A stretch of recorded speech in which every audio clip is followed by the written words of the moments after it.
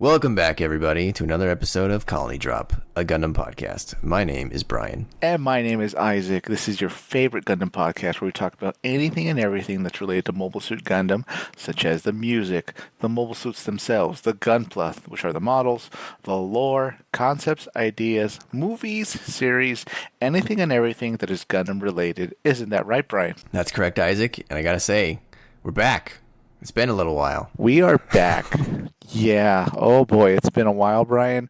But you know what? We've been really busy, and I think you have important information to tell everybody about the true cause of the eclipse. The true cause, it was let's see. It was Eclipse Gundam, Brian. Oh yes. Yes, it was Eclipse Gundam. You piloted it. We didn't tell anybody. Only NASA knew. And we put it up in the sky, and it did its work. I flew by. It disrupted the whole world. I drove millions of dollars into the U.S. economy. Billions, probably.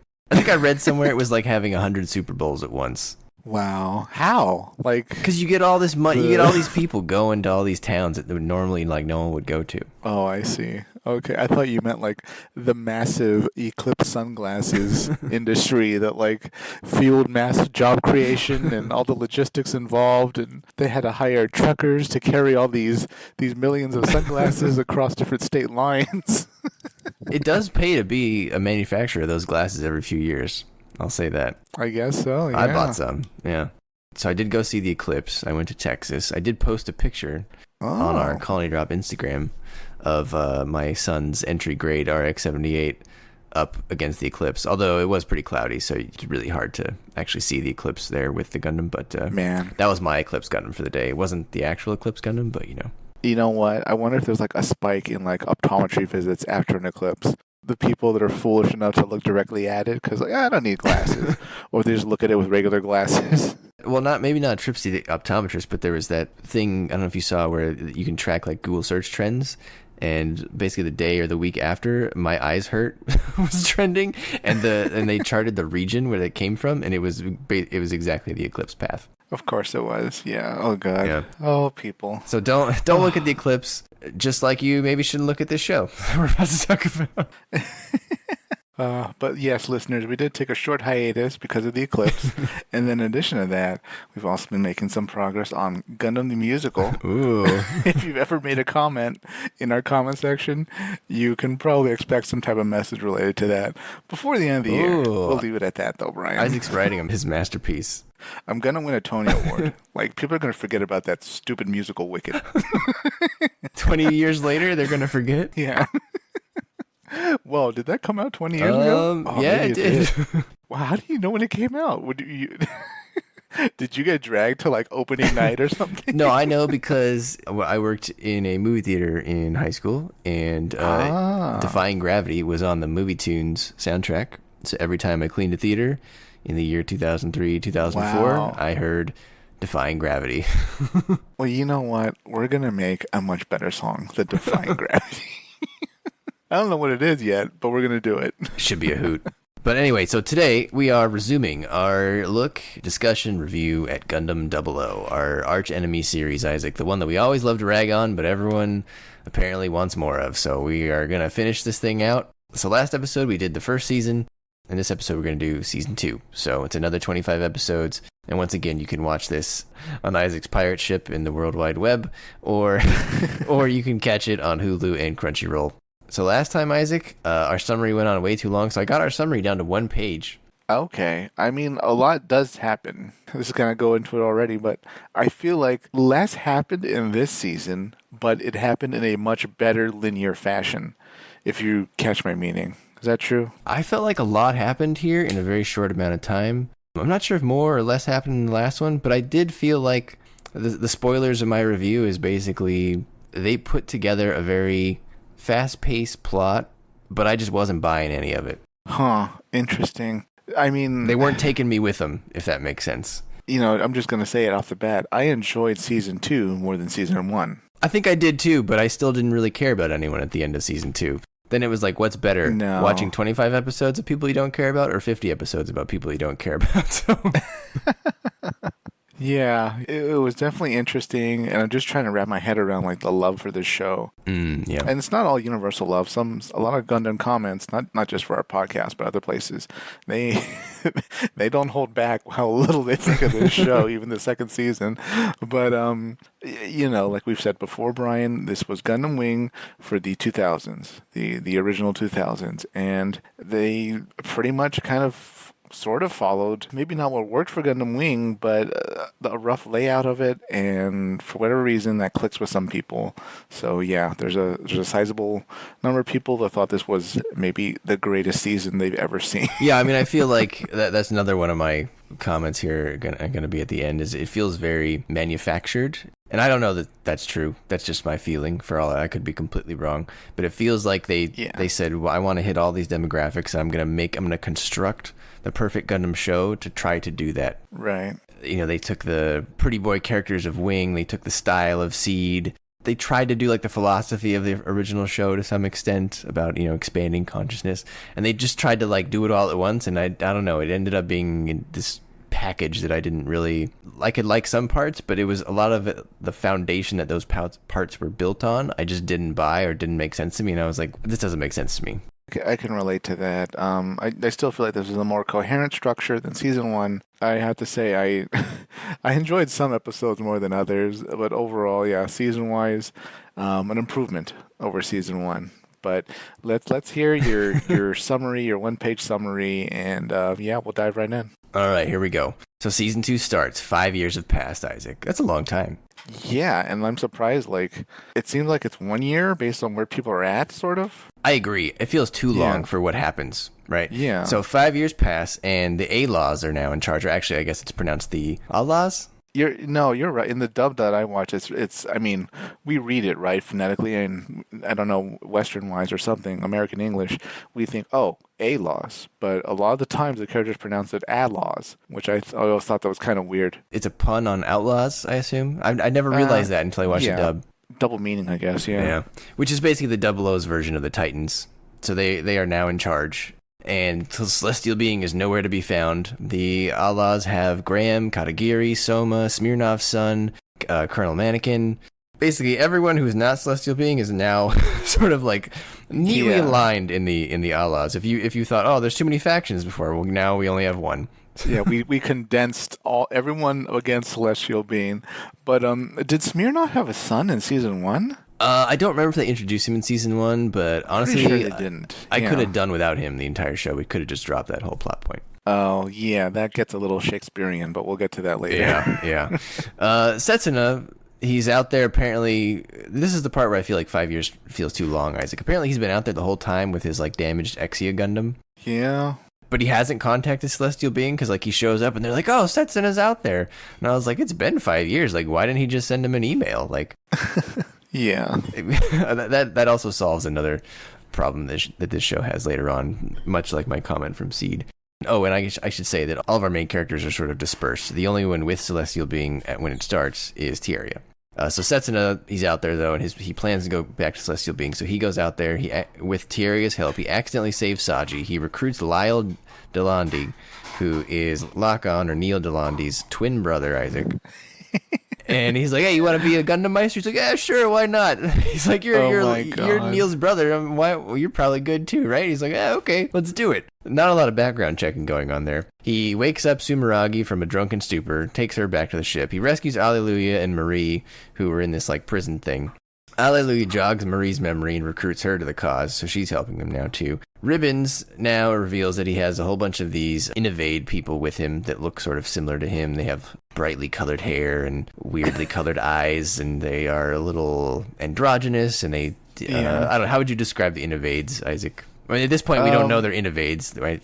That we still think they're Innovators. Yeah, well, he can, like, Wi-Fi into their brains, and then their eyes do, like, the little... Like remember when Anakin went evil? Oh yeah. They do like the little Sith tie-dye eyes, and they're forced to wear the same ridiculous outfits. Yes, lots of white. Yeah, the weird kind of sort of 70s pants with the bell bottoms. Very cultish. Yeah, I don't like it at all. But yeah, and of course Ribbons always addresses them from his little, couch of power. It's in like that one room he's always in. They're all young. They're all kind of half creepy, and of course, just like the specials in Oz in Gundam Wing, they're all inconspicuously given a lot of leeway in the military of the Outlaws. They all have Yeah. a special license that lets them just do what they want, really. Yeah, they don't really have to take orders. Several No. times they just say, no, I'm not going to do that, or I'm going to go do this. Yeah. But Ribbons reveals his plan. Stage 1, unite the world. Stage 2 is to unite the will of the people with the Allahs. Stage 3 is to push humanity to space to prepare for the dialogues to come. And we learn more about that later on in the show. We also meet a new character called Anu. She boards a Ptolemy. She's working with Ian, the mechanic guy now. She's clearly an innovator. When they introduce her, like the laundry list of her skills, like how did nobody like have a red flag, right? Yeah, no one's like, this doesn't make any sense. Yeah.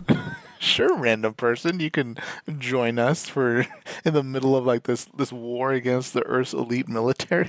Here's all my confidential files. Yeah, God. So the Outlaws are this sort of corrupt organization bent on putting out war. They're going to eventually push the envelope too far, but they fire the Memento Mori superweapon several times. This is basically a satellite ring cannon that goes around the world. Is that a fair description? I guess it uses the space elevator ring. Is it like going around the world? I thought it was essentially tied to like one orbital elevator, sort of a. Oh, that's true. Yeah. structure. It doesn't. Sorry, yeah, it doesn't go around the world, but they do end up having sort of multiple. So Yeah, it has a great range just based on like how high it is in the sky, but you technically one can't hit everywhere in the world. You need multiple different orbital elevators, which was this question I kind of wrote down. Was each Memento Mori, because there's like 3 of them by the end of the series, Yeah. was each one built at the same orbital elevator, or were they like kind of hopping around? They never really made it too clear, actually. We don't have an answer, I think, right? yeah, I wasn't clear on that. Yeah. That's a good question. I'm sure a 00 superfan out there knows. Of course. I guess you could pay attention to which orbital elevator they were supposed to be at. We know the first one was clearly in the African one, I think, because that one could hit the Middle East. And boy, did they hit the Middle East. The Middle East kind of catch a break in this show. No. I've come to that conclusion. Just like real life, so. Yeah. Oh, boy. I mean, just turn on the news. Yeah, if you're listening to this now in, April of 2024, things aren't going well at the No, Middle East. it's not going well. Anyways, but yeah, I thought it was interesting that like Memento Mori, it's somewhat of a small super weapon. It was essentially a large building, right? Yeah. A large building that they kind of put in space. But yeah, they're able to kind of pump them out each time they need one. I did like Memento Mori in general. Right, yeah. It was a good way to make a super weapon out of their existing lore in the show that was unique to the show, right? Like if they just come out and do a colony laser, that's not exactly groundbreaking. It's a little tired, actually. But here like Witch from Mercury. but here they have, like, that is the thing of the show, right? Is the space elevator. So why not use it and turn it into a super weapon? So I thought that was kind of neat. Yeah, it was brilliant. Like, why wouldn't they use a solar-based weapon when they have all the solar energy? That was the next logical step with all the energy they had. But Witch from Mercury, just that stupid laser showing up at the end. And by the way, we built this for communication, but it's really just a weapon. Yeah, I've kind of blocked that from my memory already, but I loved that you learned about the thing and then they fired it all within like 30 seconds. They were like, I have this thing, here it is. Yeah. But I mean, I almost feel like you could say the same thing about Genesis. 'Cause Yeah, that's probably that had fair. like, say what you will about the nukes that the Earth Alliance had in Gundam Seed, but like those were telegraphed at the beginning of the series, but there was no Genesis, until like the last 2 episodes. The factions in Seed, though, I would believe them making a super weapon based on their track record more than what I saw in Witcher Mercury. Yeah, that's a great point too, because those were an outright war, so of course they're going to develop advanced weapons. But Witch from Mercury, no one was really killing each other. Yeah, it was a corporate silent war, sort of. But anyways, back to 00, back to Memento Mori. Yeah, so after they fire it, obviously Celestial Being has to respond. They get Setsuna gets what's called the O-Riser, which is basically this backpack ship, this backpack plane that docks with the 00 to help stabilize the twin drives. I guess I should say that. He has the Gundam 00 now. It has 2 GN drives on it, but they're having trouble stabilizing it. So this O-Riser thing stabilizes the drives, helps to destroy Memento Mori, at least the first one. When Setsuna uses the twin drive, like Trans Am, whatever, I don't know, how would you describe this, Isaac? It creates a field around them that allows people in the field to sort of communicate with each other in the classic space nudity style of Gundam, wherever everyone loses their clothes, but they have these sort of incorporeal, non-detailed bodies. Yeah, I can't stand it. I call it like limbo because, yeah, that's what it is. Like your soul goes there and you're naked and there's glitter and it's limbo. It's like space, but instead of a black background, it's like white. Yeah, it's like a rave, but in space. Yeah, people go there too much.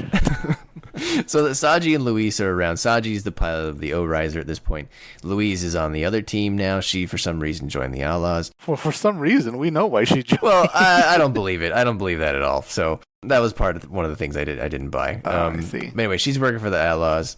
They see each other in their space nudity, and Louise takes a hard turn. She thinks now that Saji has been with Celestial Being the whole time. She thinks like he played a role in killing her family, blah, blah, blah. So now she's like this evil psycho girl, kind of similar to like Stella from Seed Destiny. I got major Stella vibes from her, as well as, 4 after when she's in the Psycho Gundam. Yeah. That's kind of what they were going for here, I would assume. Yeah, she and the last Throne pilot, they both have that kind of insane psycho energy that shows up sometimes, where they just get like bloodthirsty at the drop of a hat. Yeah, I think that's like kind of like a tired trope at this point in Gundam is the psycho female. Oh God! Throw in multiple things from this and that too. Throw in the light at the end. That was terrible. Throw in the limbo that you just talked about, nude limbo. And by limbo, I don't mean the game. I mean like the limbo in the sense of like where babies go when they're not baptized. Nude limbo seems like a fun time. That's a swingers party. Yeah, it's a party game for sure. Yeah, we'll try it next time, Brian. We'll live stream that one. Oh yeah. You won't want to tune in, listeners. Don't watch that one. Yeah, we'll play the Gundam the Musical soundtrack. And then after this, maybe one of the best plot turns in the show that was sort of wasted is a coup movement starts within the Federation against the Outlaws, led by Smirnov's friend, whose name is Hercury. Very funny name. And their plan is to take one of the elevator towers. That was pretty cool. See, it was really interesting. I'll give you that. And I was kind of on board. But then the more I was thinking about it, I was like, well, this isn't really a coup. Because, like, a literal coup, like, you have to kind of go after whoever's in charge of the government. Like you Sure. go to like where the government building is, and you say we're the government. You Right. get the current sitting president or whoever, and you're or their cabinet. You take control, then you arrest them, and you say, well, we're now the government. This was the equivalent of like, some rogue elements of the military taking a power plant. Well, that's what I'm saying. It was kind of wasted because it turned out to just be poor planning, right? Right. They really were just kind of doing like a grandstanding situation. Like, we're in charge of this elevator, and here are our demands, and here's our statement, and we don't like the air laws. Yeah, I mean, basically they bet that the Outlaws wouldn't call their bluff, and immediately the Outlaws do call their bluff, and they they retake the tower. With another memento mori, and the tower falls down, which is great for the show, right? If you're going to make these towers, we knew at the start of the show that one of them was coming down by the end of the show, right? If one of the towers doesn't fall by the end of the show, I would be very upset. Right, yeah. I mean, like, what I didn't like, though, or at least found interesting, was why do the towers have something called auto-purge, where, like, they begin collapsing automatically? I wondered that as well. I wondered if it was because they didn't want such one large piece hitting the ground, and they were preferring to have many smaller pieces instead. If there's a 00 super fan out there who knows the reason, let us know. Right. But I did think that was odd. Maybe they just wrote it in to make the scene what they felt was better, because when the tower does fall, Celestial Being and the Outlaws, Catharon, the Federation, they all help to destroy the debris. And by that I mean they all get their mobile suits down there and they shoot down the debris one piece at a time. And the auto purge thing is delivering thousands and thousands of extra pieces for them to shoot down, right? Dare I say millions, possibly. Oh, but, probably, yeah. Yeah, it struck me, I was trying to think of the same thing, like, they want some pieces to dissolve in the atmosphere, if they can, and then some to just kind of float in space. But yeah, it struck me as so odd of a choice to integrate that into the design of the orbital elevators. As someone more knowledgeable in physics than I am, Brian, if you have like 12 items falling to the ground, as opposed to one item, but the 12 items to collectively weigh the same mass, the same weight as the one large item, is there really a difference? I mean, I guess the energy is proportional. It's a kinetic energy, so it's Ke equals mv, 1/2 mv squared. So 1/2 mass times velocity squared. So I guess you would just have many smaller. So maybe that does work. Actually, okay. you'd have the same energy over multiple explosions rather than one big one. But at the same time, those things are all falling in the same general area. It's not like you really disperse them, right? Because they're still basically falling in the shape of the tower, just not in one big piece. Does that make sense? It's not like it shot them all off in different directions, right? They kind of just ejected themselves right below where they were. I also thought about the burning up in the atmosphere, but they're not really coming from space at a really high speed. So I don't think they would burn up. Okay. So it has to be that the logic is that they would much prefer smaller kinetic energy explosions than one large one, I guess. Sure. I know this is my go-to solution for a lot of things, but like I'm serious here. Do you think detonating a nuclear weapon would have vaporized a large chunk of those pieces, or multiple nuclear weapons? Like, not, of course, as they're closer to the ground, but like when you have time. When we know the orbital elevator is going down and they start the auto purge, if you just said, oh, shoot a bunch of nukes at it, like, let's incinerate most of these and then we'll save the cities below. I mean, you definitely have to use one that doesn't have the fallout problem. But yeah. Well, that's built in. I don't think that's going to happen. That seems like a better solution than getting all of your guys down at the bottom and shooting them down one by one. Which, by the way, my comment on this section was I loved that they broke the elevator and it fell down. But I hated the fact that they blew up all the pieces, and I don't feel like it did much damage, really, at the end of the day. No. I mean, we didn't see a city in ruins. You know, it looks like that's my point. If you're going to make it fall, I want to see disaster. There needs to be consequences. Yeah, that would have been a good twist, right? Like, it takes out, like, a bunch of countries and cities, and, like, yeah, and then the Outlaws are like, look what the coup did. They were controlled by Celestial Being, and, you know. Right. Yeah, and plus, there was so many pieces, it was very unrealistic that they would have shot that many down. Well, I mean, it did look like they had a lot of mobile suits right at the end. They had Catharon, they had Outlaws, they had the Gundams, then the regular army showed up. I don't know, it looks like tens of thousands of suits. Oh, I don't think it was that much. No way. Thousands? I would say Hundreds? several hundred. Wow. Okay, several hundred, there's no way they could have done it. I'm sure there's a number out there. Let us know. I just there was so many. And we have this problem at the end with those Gaga legless mobile dolls. The Lady Gaga. There's way too many of those too. But yeah, the Lady Gagas. Anyway, the tower falls. They sort of save everyone below. But Andre, Smirnov's son, he kills Hercury and Smirnov actually, so he commits patricide. That was awkward. Yeah, that was terrible. Ended the best character in the show, Smirnov. Oh, Smirnov made me wish there was a Gundam series focused on like an older grizzled pilot. Like, he's our main character for 50 episodes. You know. Yeah.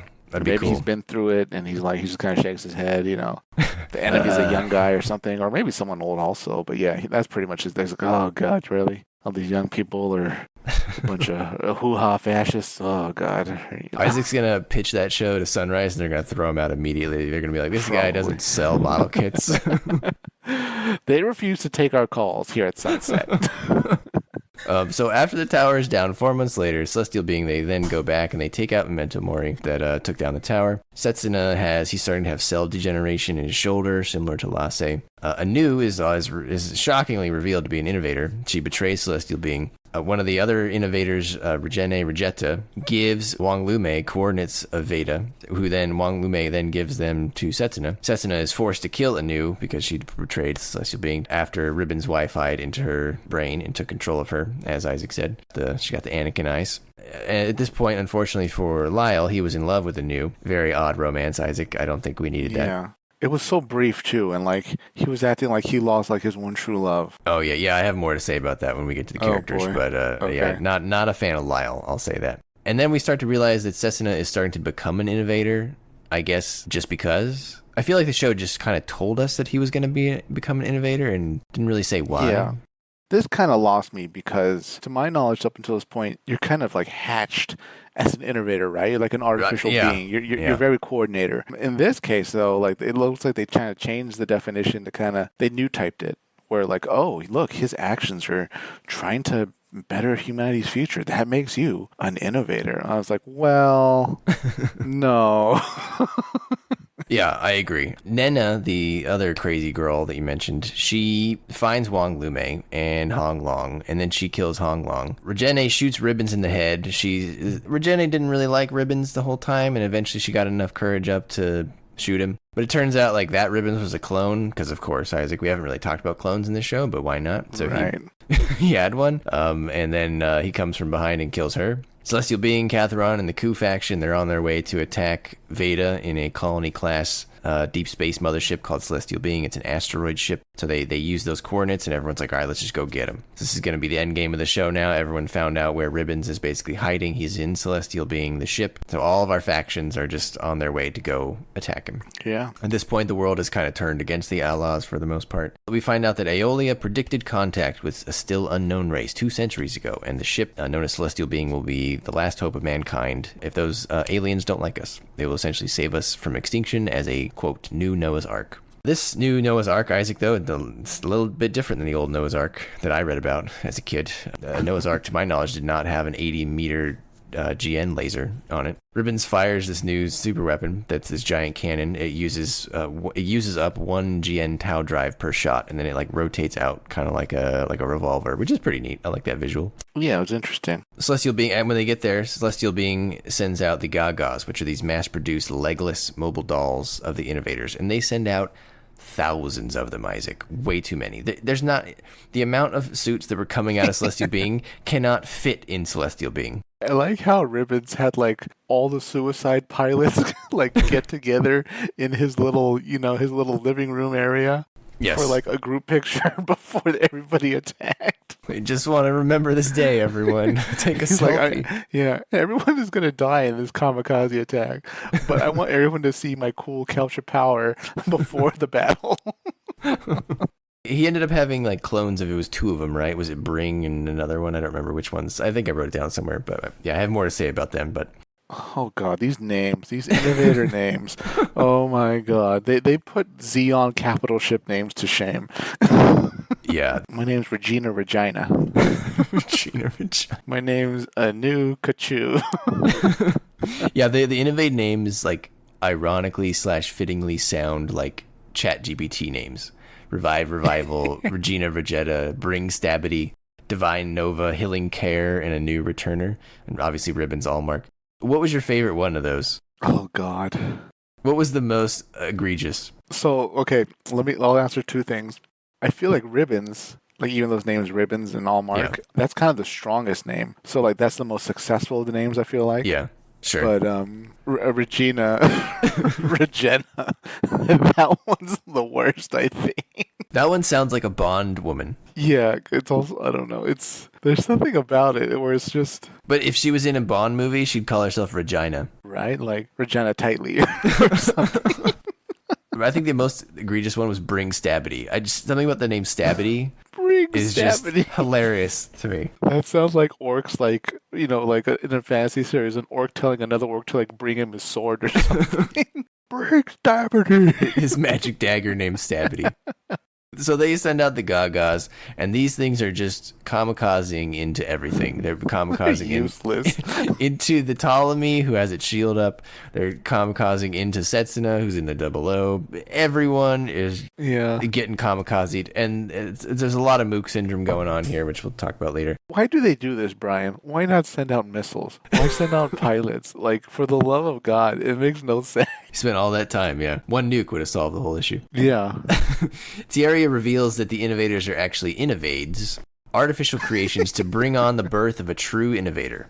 But Ribbons thinks he is an Innovade that has evolved himself into a true Innovator. Oh my god. So that was a big thing. And then at this point, everybody kind of resolves their respective conflicts, except Allelujah, because Allelujah's story, which we'll talk about in a little bit here, that ended like 10 episodes ago. So him and Soma / Marie, whatever you want to call her, they just kind of like guard the base and cry about it. Everyone else, though, they take some progression here. Thierry goes into Celestial Being to get Veda back. He gets killed by Ribbons, who shoots him in the head. But then he merges with Veda and takes it away from Ribbons later in the battle, which is kind of neat. Setsuna pulls Louise out of the Regnant mobile armor, which Setsuna was fighting and Louise was piloting. But when he pulls her out, and Saji finds her. She chokes Saji, but then like snaps out of it, I guess because she loves him. So the power of love wins again, Isaac. Setsuna then uses Trans Am Burst to turn everything rainbow again. Regine then reveals that when a purebred Innovator's quantum brainwaves work with the twin drive, it expands people's consciousness. And then all the clones get headaches and they blow up. Lyle kills Ali, who was completely wasted in this season. I'll say that. Tieria reveals celestial beings' true purpose to unite humanity's will, to prevent bringing war with them into outer space for meeting new species. And then we get Ribbons, his motivation, Isaac. Pretty actually stereotypical villain motivation. He wants to rule the world with no real input from anyone else. A little flimsy, 50 episodes in, if you ask me. Yeah, really no different than, what was his name? Alejandro, yeah. Right? Yeah, absolutely. Then he battles Setsuna in the Reborn's Gundam. They both lose a reactor, so they switch back into the Exia and the O Gundam, and they both stab each other, blow each other up. In the epilogue, Azaddistan is reconstructed, Mannequin marries Cauliflower, Lyle buries Anu next to his family, Tieria watches over humanity with Veda, and Setsuna does the same with Celestial Being. And that's the show. Wow. Yeah, that's a lot happened. So I do, calling back to your point about the plot, about enjoying it more, I do think overall, I'll give you this, 00 fans, 00's plot is structured and paced and executed much better than Wing or Seed in terms of logic. Yeah, I think I'll go with you there. Maybe a tie with Wing. Seed? I think Seed had kind of a better show in general. Well, okay, Seed, original Seed. What about Destiny, though? No, Destiny was bad. Yeah, I'm taking the thing as a whole. Oh, I have to cut them off because Seed is about as long as season 1 and 2 of 00. That's true. This almost feels like one show, really. Yeah, I would say it's one show. Yeah, for sure. So, anything you want to discuss now, Isaac? It's open season. Getting back to your last comment, yeah, I feel like season 2 more enjoyable than season 1 overall. Whether that's the pacing or the plot or how it was much more coherent with just the Federation on one side with the Outlaws and then Celestial Being on the other. Kind of Catherine, kind of not. Yeah, overall, I had a much better experience watching it. Definitely not in the top, 10 of my favorite Gundam shows. But, yeah, overall, definitely much more enjoyable. But I took notes as I was watching the series, so I'll just go down them if you'd like. Or did you also have notes? I do. Okay. I have a lot of notes. I have notes from the show, and then I also have notes on all the characters. Oh, wow. My notes are just from the show during the watch. I didn't dare delve into the series afterwards. But let's start right off the bat. Do we ever see what happened to Saji's coworker who got arrested in the opening and who's essentially responsible for Saji also being sent to that labor camp in an asteroid? I don't think we ever did. I thought, this guy would be the guy that leads him to Catherine, but it was just kind of a one-off. Hey, we suspect you of a crime. You're under arrest. I thought he also got arrested, and I thought he died. I thought he got shot by the automatons. I wouldn't be surprised. It looked like almost everybody died at that prison. But speaking of the automatons, real quick, and Saji, did you think it was ironic that Saji gets taken to do manual labor in a world where they can build space elevators, but apparently they can't build ramps and escalators? Yeah. To accomplish the manual labor that they are forcing this guy who clearly should not be doing manual labor to do? That was my next comment. It said, why physical labor in space in an asteroid? Well, number one, I don't get why they had so much difficulty with the gravity in an asteroid. If anything, it should be the opposite, right? Yeah, disable the gravity things. Yeah, but I thought the prison guard suits were cool because they had it might be the only time in Gundam we see infantry with power armor, so that was kind of cool. My next comment is that Lock-On's brother looks identical to him, and that's ridiculous.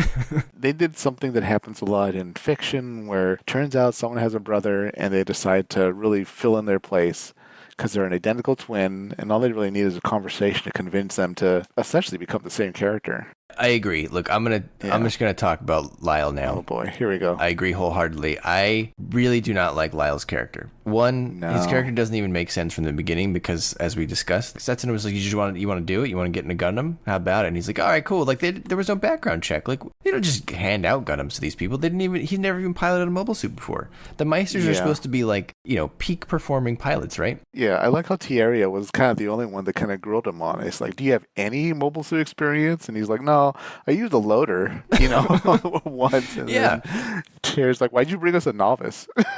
Exactly.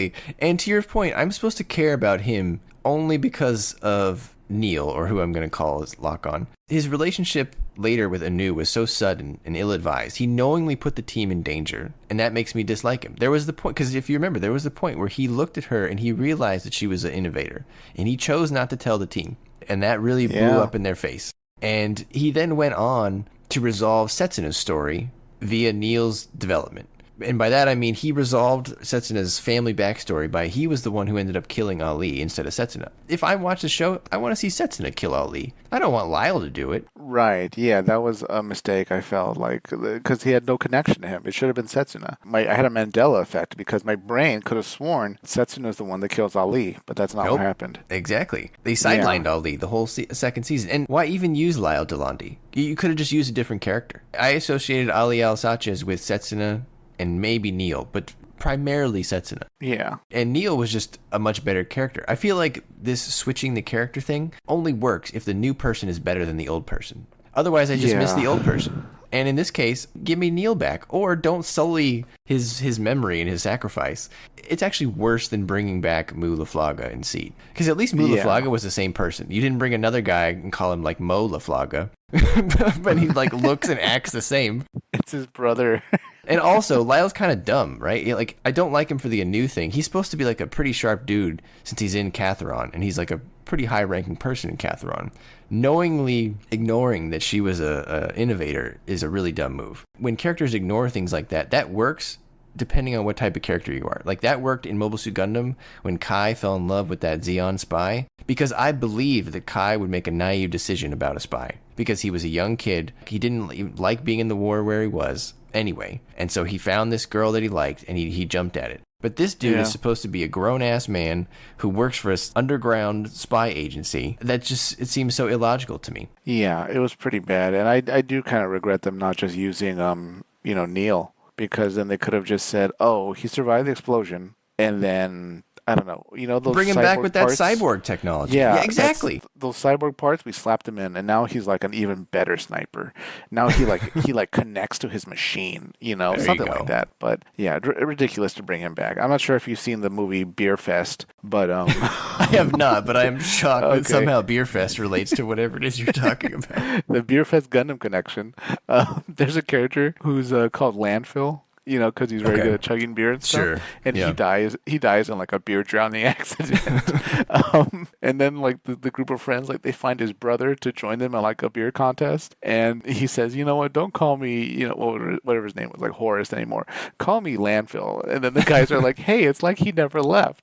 And that is exactly what they did here. I love that. That's very meta. So they were very aware of what they were doing. But yeah, my next comment is that Smirnoff had a random son, which they absolutely should have hinted at in season 1. That would have been great and paid off. But here it was like, well, we're making characters, and a lot of them are related to other people, so why don't we just give Smirnoff a son? Yeah, I did not like that at all. I completely agree. And like, what I don't really understand is, did they just not know what to do with Smirnoff, and they needed someone to kill him, so that's why they made the son, to make it like a tragedy? Like, this is what doesn't work for me with the show. Like, I don't understand why this character exists, other than to make a tragic situation later, which I don't care about, because the whole situation is like contrived. His whole thing was he hates Smirnoff because he blames him for his mother's death, but the circumstances around his mother's death was like a very military thing, right? Like, he couldn't order basically everyone to die to go save his wife. Is that a fair assessment? Yeah, pretty much. So what does he do? He joins the military. If he really hates his dad, for that reason, I feel like that person would never join the military. No, he would like be the anti-war movement or something, right? Exactly. He would be in Catharon. He wouldn't be in the Outlaws. Yeah, very odd. So because he's mad at his dad because he followed a military decision. So he then joins the military and follows the military to a T. He follows the Outlaws. Like, not even the normal military, like the egregious Titans type military. I don't understand. The only thing I can see with that is, like, he wanted to be above his father, and the Outlaws are above the regular military. So he's not in his chain of command. He never will be. And that's his way to follow in his mom's footsteps, but also be, like, above and beyond his father. Yeah, but I feel like that whole plot was tacked on, and I wish we would have seen him definitely die, having a more, I don't know, direct impact on the coup. Right, yeah. What's next? Oh, actually, hold on. Can we go back to the automatons real quick? Oh, sure. I love them. One more thing on the automatons, Isaac. These things are like mean Tachikoma murder drones. Yeah, like a rectangular cube Tachikoma. Yeah, like who would win?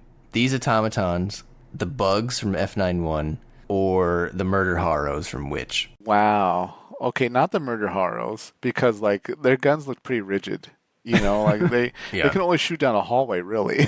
Um, let's see, or the bugs. You know what? I'll give it to the bugs. They can fly, so I was going to give it to the bugs too. Yeah, not only that, but if you remember, the bugs have a laser. Yeah. They can use that in certain situations. And yeah, when you're fighting a bug, you have to stay on your toes because you're either going to fight big bug or the little bug that comes out of big bug. That's true. Yeah, the bugs would win. The bugs would take him out pretty quickly. All right, glad we're on the same page on that. Yeah. Let's see. Oh, Mr. Bushido. He's so annoying. He's like so cringy, I feel like. He's Man. wearing a mask in the Alaw's cafeteria. And I thought that was very notable. Like nobody ever calls him on it either, you know? Yeah, no, I 100% agree. Look, this is another pet peeve of the show for me. For Graham, I do not understand his self-imposed disgrace in season 2, especially to the level of extreme that he's taking it to, right? Yeah. It felt so unnecessary. He should actually be proud. He was the best person not named Aliel Sanchez in season 1 that performed well against Setsuna, and maybe not named Alejandro either. Given the equipment that he had, like he did wonderful in the souped up flag. Why is he so down on himself that he didn't win? It's bizarre that they chose like a character not from Japan to do this whole kind of Bushido samurai honor thing. Like it feels is kind of, I don't know what the term, weeby? Some American, got really into samurai, and he's in the military, and he feels like he's been dishonored. Yeah. It's very bizarre, as opposed to if they had like a Japanese character do it, where I'd kind of be all on board with it. But it's very, I hesitate to use this word because some people might roll their eyes, but this is literally it. It's like cultural appropriation, Kind of is, but it's weird because Yeah. it's their culture that they're having someone appropriate. I Maybe guess. obviously they don't care, but I mean it's kind of like one of those videos, right, where they like the white guy goes and dresses up in like a sombrero and he asks the Mexican guy if it's okay, and they're like, it's great, I love it. So whether people care about it or not, I don't know, but you're right, it is awkward. I think it's unnecessary, really. Like it feels unnecessary to me because they didn't explain it. I think what maybe they should have done was, for example, the head of the Outlaws, right? Like he commits seppuku at the end. Yeah, that was ridiculous too. So maybe he should have been into samurais, and he should have been really close with Graham, and maybe Graham could have got the samurai connection from that or something. But like they never made that connection. Yeah. Or like he was so mad that he lost because he made that promise to the one dude on his team that he wouldn't lose or whatever, or that he would destroy the Gundam with the flag. But like the rest of his team died too, so like why is he just so broken up about just this one dude? They should have made it someone that he's in love with or something to make the promise mean more or give it more weight. Because right now, a promise to like one team member seems a bit light to me to then base the rest of your entire arc on, especially when you, to your point, transform into this extreme vengeful samurai guy out of nowhere. Was the head of the Outlaws even Japanese? I think he was, or at least Okay. I thought it was implied that he was supposed to be. It was hard to tell, but I mean, he's Katagiri's brother, right, or whatever. okay. And Katagiri is a Oh, Japanese his name, uncle. so I assume. Yeah, it was his Your uncle. uncle, yeah, okay. Yeah. Okay, so he is Japanese by ethnicity. Yeah. Didn't he? He kind of did seppuku half wrong, though, right? Like, I thought the seppuku process is you don't just cut open your stomach. You need like someone with a katana next to you, like usually a friend or someone that you trust to cut off your head. Oh, maybe. Yeah, I don't know. Which is a shame because, like, I liked Graham, relative to the people in season one. Graham yeah. was kind of one of the people that I liked more than the rest, and I just don't understand him in season 2. Yeah, He's unrecognizable. he had like a nervous breakdown or something, and everyone just kind of nodded their heads and were like, "Yeah, he's going through something." And nobody say anything about his clothes or his mask. We're going to support his psychological situation until he works it out himself. Right. I wrote down as we went on those what were they called? The Masaraos or the Masaros? His suits. They looked, I wrote honest and cool for his character in the thing, but it sort of just clashes with everything in the universe. Like if you showed me that from a different show, I'd be like, all right, that's kind of cool. But in this show, it makes zero sense to me, and I feel like the rest of the people around him, to your point, they look at him, they should be like, hey, did someone like go tell him that you have, like, as part of the Outlaws, you get mental health insurance and you can like go get some assistance with whatever it is you're going through? The first one looked great. It was just samurai enough without being too much, and it looked very much like a, they kind of upgraded a flag or something, or an advance.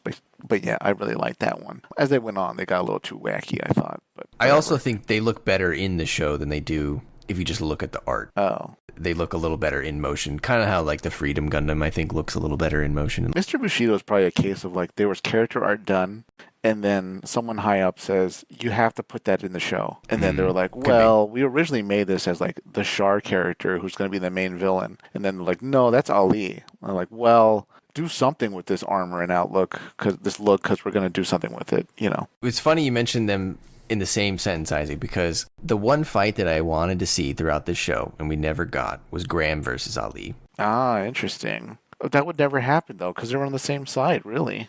Kind of. But I mean, I would say that if Graham knew more about Ali, he would not appreciate his moral fiber. Right. Yeah, almost everybody would want to fight Ali if they knew about him. Except for maybe some of the outlaws. They would, like, bad outlaws, they would want him on their side. Sure. Yeah, they would hire him. But I would say out of the show, those are the two most talented natural pilots. Yeah, definitely. Kurosawa didn't do much this season, I feel. Oh, man, he made it home with the lady, though. Yeah, that was a funny surprise at the end. I like that. Okay, let's see. Oh, yes. Eon, he said something I thought that was ridiculous. He said, whether we fight or not, people are going to die. And then I was like, well, why fight then? At that point, I knew, this show was going to Gundam Wing itself in terms of talking about war and peace and all that. Kujo, I thought it was interesting. We see, like, one of our rare instances of a Gundam alcoholic, because, man, she was pounding down the booze. Oh, she was a disaster, Isaac. Someone needs to get her some help. Yeah. Oh, boy. And Allelujah was such an enabler. Yeah, right? There's actually, so I looked this up. This is very random. I might edit this out. There's an audio drama where it's implied that they hook up on the Ptolemy. Did she hook up with Allelujah or Hallelujah? Maybe she would prefer Hallelujah, but it switches in the middle. There you go. Depends on your mood, That's what she likes, huh, Brian? When it goes nuts. Give me when he goes insane. That's when the roller coaster starts. Oh man, with that pun, I gotta leave it in now. No, that's what he said.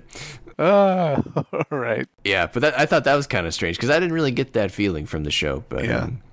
Something stupid they also say at the beginning of the show is like, the world, or I think Kujo says this, the world didn't change, nothing changed. What are you talking about? The world absolutely changed. It's like one world government now, and it's under like the ruthless oppression of the military. Yeah. So a lot has changed. Maybe you haven't noticed behind the bottle, but yeah. And then something stupid Lock-On says is, do I really look like my brother? Well, you're twin brothers, so let me think about it. The opening had like the same, not the opening, no, the episode with Lock-On. It had what you hated in the first season where, some pilots were like, hey, did I hit him? Huh? Oh, did he hit yes. me? I took out my sword. Huh? Did he take out his sword? We all saw him take out his sword, damn it. Yeah. Just stop talking about it. And then someone was complaining that like, it's so evil of the Federation to only give their solar energy to their member nations. Is it? I would say that's pretty realistic, probably. Yeah, it's their energy, Yeah. Catherine, you guys just want everybody to just share everything, don't you? Well, that's not how things work in the real world. Oh, yeah. So the twin drive, I take it, was made by Ian, right? It was obviously made by him, but I think it was given to them by Aeol. The plans were given to them by okay. Aeolia. I was wondering about that because Ribbons did not know about the twin drive, and Regina was kind of rubbing it in his face like she was saying like, did you not know about that? You look so surprised and stuff. That was what I thought was interesting. The show was careful to not give Ribbons the information that he had to not have for them to have the plot, right? Because like, what is the reason why Ribbons doesn't know about the twin drive? I can't tell you. Yeah, right. Like he has Veda, but Veda isn't giving him everything. Is that what we're to understand? That's kind of what I took from it, yeah. I see. All right. And so on the twin drive, tell me what you think here, but they never explained or at least what I took from the show, was that when they hooked up the twin drives, I was like, all right, it's going to be, exponentially more powerful. I'm on board with that. But then they were like, it's hard to synchronize the drives or whatever. We need this thing called the O-riser. But all they said was that the O-riser solves it. They didn't say why the O-riser solves it. And so I looked this up because I was like, I don't remember an explanation. I can't figure this out. So I looked it up. And there's actually even conflicting info on this, because from the wiki it says, with 00 unable to stabilize its twin drive, Celestial Being engineers turned to the O-riser. According to one source, the O-riser was installed with a GN drive control system to ensure a stable supply of particles to the 00's two GN drives when it's docked, and this system was found to be able to stabilize the twin drives. Another source claimed that the support machine's high-performance particle control system was diverted to stabilize the twin drives. It's currently unclear if these two systems are one and the same, different parts of a bigger system, or completely different systems. Regardless, O-riser was able to help control and stabilize the twin drive system. Oh, what a mess. And those sources, you know where these sources are? The sources are not from the show. They are from the O-riser Perfect Grade Model Manual and Mobile Suit Bible 32. So my point is that a lot of the plot revolves around the twin drive. I feel like we should thoroughly explain the twin drive system in the show, not in a model manual or a Bible book. To me, those books are for things that are nice to knows and really cool if you're into the lore. But this, to me, seems like a main plot point that was glossed over, especially for as many episodes that we had about the damn thing. They had plenty of time to do it. Yeah, maybe they did. I was wondering, is the output just double because they have twice as many engines? No, remember faster? They said, there's two of them, so it's exponentially powerful and more powerful instead of just linearly more powerful. Oh, it's exponentially. Yeah. Of course, because of the they drew a graph and everything. Oh god, and they synced. They synced. Yes. Ridiculous. Okay.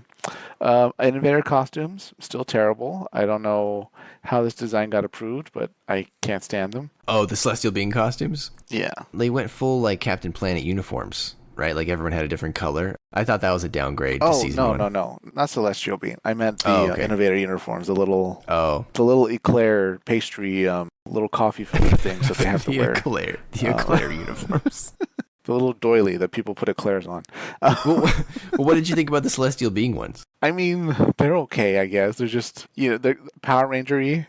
Yeah, I was going to say Power Ranger-y. I thought that was a step down from season one. Yeah, a bit, but at this point I was like, whatever. Everybody get their favorite color. And they totally nerfed Sumeragi's assets. They hit him under the costume. There was zero of that in season two. I don't know if they got bad feedback from it or what, but it was a remarkable about face on that. The artificial gravity on the new ship can't take it. Just had to turn it up. Had to cover him up.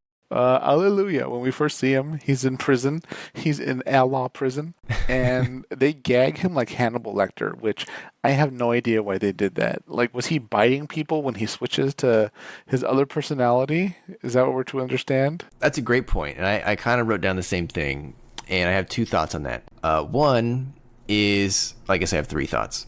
If you take into context his backstory that we see later about how he developed that split personality where he got stranded in space with the other survivors from the place. Yeah. Are we supposed to assume oh my god, that he ate the other super kids while adrift? Well, they did run out of food and water. That's my point. But he didn't run out of food and water. No, he made it. Did Allelujah eat the other children? So even though he's locked up in prison and presumably being force-fed food, he still craves the taste of human flesh. Well, maybe they found out that he did that, and they were like, "Oh, we gotta put a muzzle on this guy." Well, the warden isn't going to take any chances. Put a muzzle on it. But also, to your point, if he's been locked up like that for 4 years, there is not a chance that this dude takes off the mask and he resumes normal life like he did. But Brian, you forget that he's a super soldier. He's a super soldier, trained and skilled. I still do not even understand what quantum brainwaves do. Oh boy! Other than they help Setsuna of all people activate the thing at the end. I felt like we were supposed to assume that quantum brainwaves were special to these special people. And then I feel like towards the end, it kind of implies that everyone has these things. Yeah. Well. Also, when we see Allelujah, he gives us the speech about Soma being Marie. And then he tells us that she was the only one to ever hear his quantum brainwaves that he could communicate that way to. So how did he not realize that the person messing with his brainwaves was her sooner? He even says she's the only one. That doesn't make sense to me. When it happened before, why wasn't he like, oh, maybe it must be Marie? I don't know. Oh god, what a mess. That tells me that they decided that later. Probably. I don't know. I imagine they'll decide a lot of stuff in this show later, or as they were going along, it feels like. Yeah, probably. My next comment is about someone that's I thought was going to play a bigger role, and that's General Goodman, General Arthur Goodman. Yeah. You know, Blondie McCuskey. What did you think about him compared to like the past blonde villains we've had in series who've been way more influential to the plot? I didn't think much about him. No. I thought they were poised to give him a bigger role towards the end there, Yeah. but then he kind of just got vaporized at the end, right? Someone killed him. Right. He's notable for being the only overweight A-Law that we see. They have strict physical requirements. We got ocean-going mobile armors, our obligatory ocean-going mobile armor or aquatic mobile suit battle, and in a stunning twist, the ocean-going enemy does poorly, Brian. Can you believe that? Can you believe that?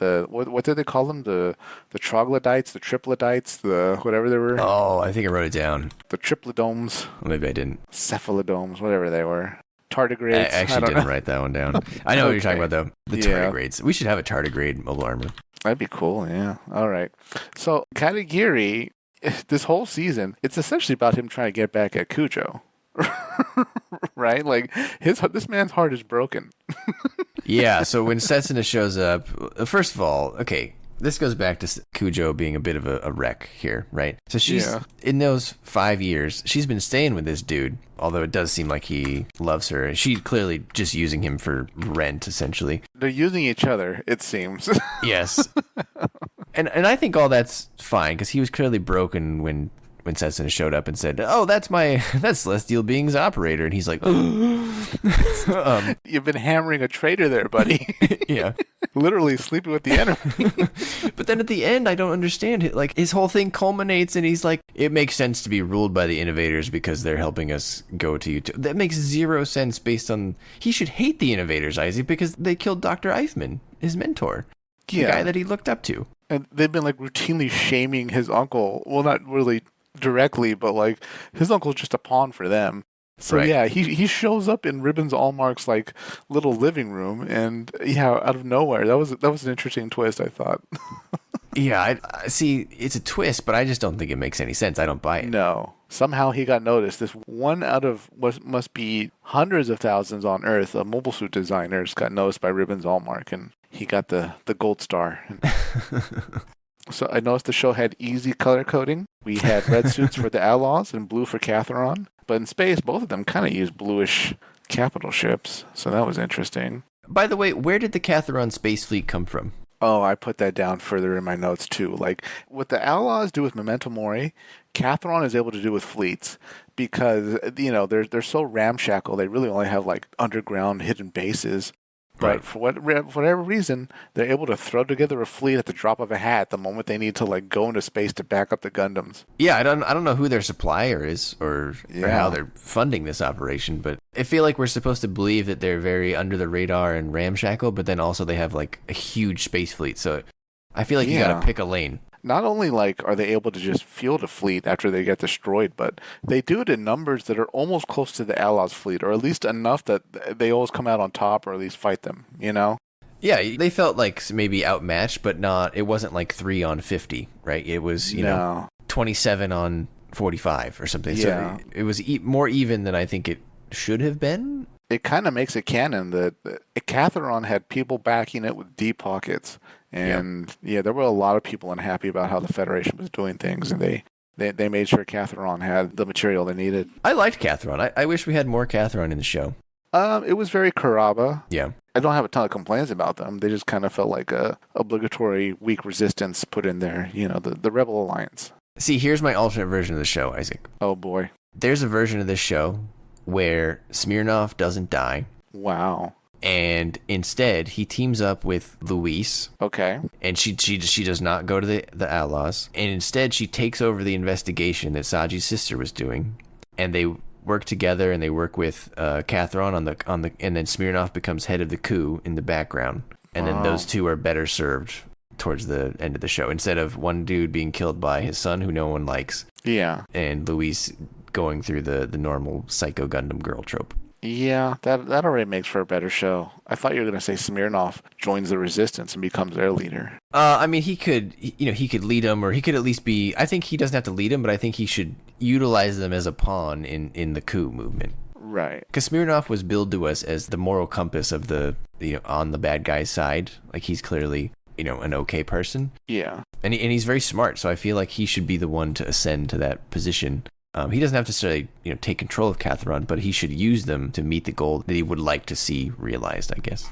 Yeah, so that's another thing about the show. Smirnoff was really the only angle we see from the regular army of the Federation, because we don't really see much of it throughout the show, or even spend much time with its leaders. Like that one guy who was the president, he's only in like a few seconds of the show. He makes a couple speeches, and then he's clearly replaced or resigns. But yeah, what'd you think of automatons? I liked them. I thought they were cool. Yeah. I think my opinion of the automaton type things in Gundam is I always feel like mobile suits should be the most deadly enemy in a Gundam show. Yeah. And I feel like, why do you need mobile suits if you have automatons? Well, they were definitely deadly against infantry, but they looked almost harmless against a mobile suit. Yeah, but mobile suits have pilots, so just go kill all the pilots like when they're sleeping. Like send the automatons into the base, and they're not. There's no one's going to get in the mobile suit. So I thought we were eventually going to see mobile suit-sized automatons. I thought they're going to be their kind of another nod to Wing. Oh yeah, and mobile dolls. Yeah.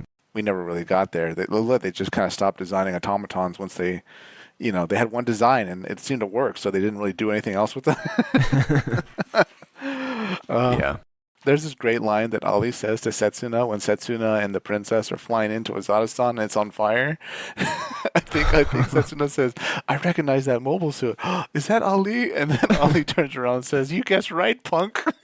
Yeah, but that was so odd. How did he know it was Setsuna? Because you forget, Brian, in Gundam, whenever you're communicating over like some type of mobile to mobile suit communication system or over a radio, everybody can talk to everybody. Yeah, but then that was a weird episode because it cut right after, and then it didn't tell you how they like even got out of that situation for a while, right? I don't even remember. It was a blur. Yeah. So this is early days of the Federation, and what do we see, Brian? We see the silver hair outlaws officer slap Smirnoff. So we get our first canon Federation slap in Federation history. There you go. Gotta have a good slap here and there. Yeah. Someone should make a Gundam slap compilation. I want to see all the slaps. It might be us, Brian. It might be up to us. It might be. That's a big project. Yeah, wow. Another bad scene that like overly does Bushido as Mr. Samurai is when he doesn't kill Setsuna because Setsuna had like mechanical problems with his suit.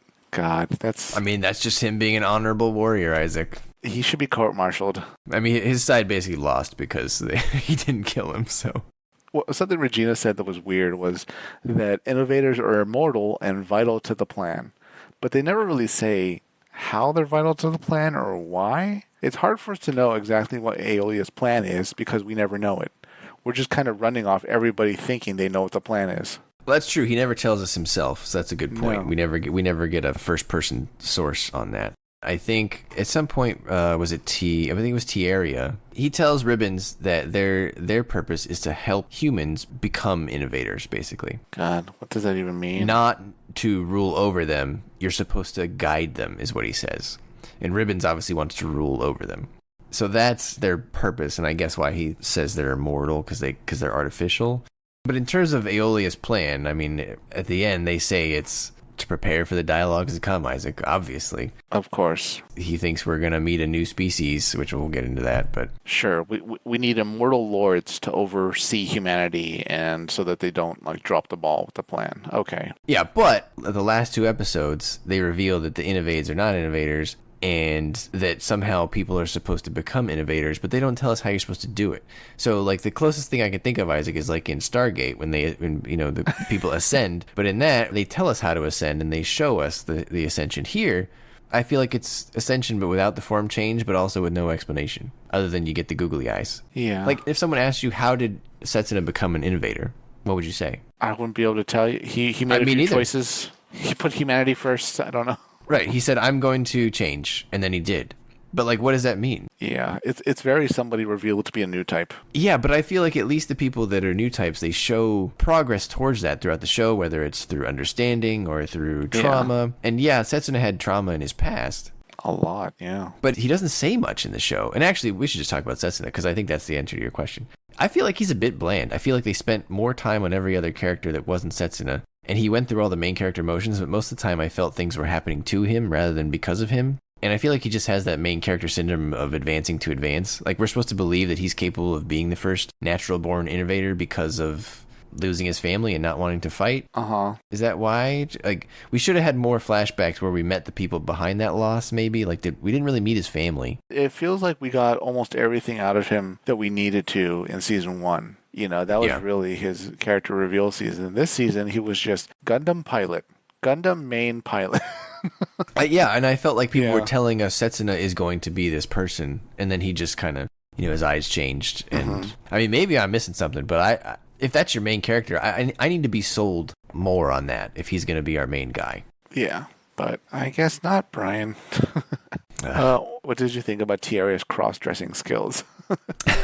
I mean, that's just classic fan service for people that like that kind of thing. I liked how they really tried to like put an in-universe explanation where he's like, it's public knowledge that all the Gundam Meisters are male, so this is a great disguise because no one's going to expect this. Well, he was like, well, there's Regina, and she she looks like me but is a woman. So I can clearly pull this off if I can, like, find the right dress and the makeup and do my hair. Or do you think everybody at that ball, like, they all knew it was a man in a dress, but everyone's polite? I mean, it's animation, so they gave him some assets to back it up, and I think people forgive when you have assets of a certain size. So I don't know. I think he probably passed. He probably passed. Yeah. Everybody was at that ball too, even Arthur Goodman. I was surprised. Oh, yeah. I bet he was checking out Tiara too. So. No, I bet so. He's like, want to see my big ship? Come aboard my my carrier. Tiara, I think he was the Meister with the best resolution. Really? Yeah, because you always kind of knew that Tiara was probably not like a real person to some extent, or sort of, it turns out to be an Innovade, and then he gets killed there, but he takes over Veda. Like, that's a unique evolution of his character. Like, we don't see that in other Gundam shows. Yeah, appropriately, he did come off as the most like robotic kind of, right? Yeah, the most very logical in his approach to things. So sure, we'll put your spirit inside a computer. Yeah, I think him and Smirnoff are the only ones in the show where I was like, okay, I kind of get that. I like that. I don't think Thierry was a very good pilot. He was always kind of losing if his big gun didn't work. Yeah. But beyond that, I liked him dying and taking over Veda. So that was kind of neat. I don't know. I thought that was good. It was better than like the reveal that he didn't die from like 10 bullet wounds. Yeah, it's better than when I look at Bland Setsuna, Lyle, who I don't care because he's not Neil. Yeah. And then Allelujah. Allelujah's plot was fine, but they resolved it like halfway through, and then he kind of just stuck around. Yeah. So Thierry, I felt like the pacing was properly timed. He had a big thing at the end where he took over, he disabled all the Celestial Being suits, so that was cool. Something interesting that Graham says to Katagiri when they're like alone for the first time, I think, is I forgot what Katagiri says to him, but he's like, "Oh yeah, they call me Mr. Bushido. They like to fuss about nothing." Like, well, really? They invented the name Mr. Bushido, like the Outlaws? Imagine like a squadron in the Navy and like, some guy starts walking in wearing a cowboy hat and like, he's like, these people, they all call me cowboy now. I never told them to call me cowboy. I don't know why they do it. It's like, well, you're kind of asking for it there, buddy. Am I remembering correctly, or did we not see a scene where Soma Pyrrhus, excuse me, and Smirnoff were living together? We saw one scene, at least in the beginning of the season, where they were together. Is this like romantic?